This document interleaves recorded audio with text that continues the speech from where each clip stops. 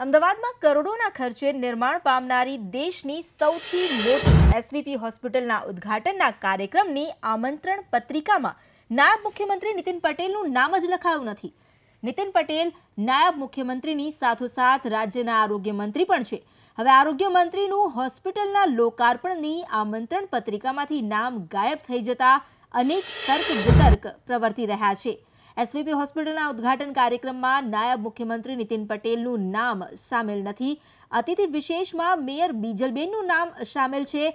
SVP હોસ્પિટલના ઉદ્ઘાટનને લઈને પહેલેથી જ વિવાદ ચાલી રહ્યો છે.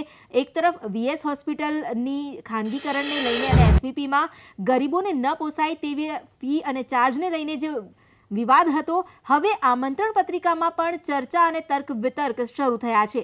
ડેપ્યુટી સીએમ સાથે આરોગ્ય મંત્રી હોવા છતાં આમંત્રણ પત્રિકામાં નાયબ મુખ્યમંત્રીનું નામ જ સામેલ નથી કરાયું, જ્યારે મુખ્ય અતિથિ તરીકે મુખ્યમંત્રીનું નામ સામેલ કરવામાં આવ્યું છે.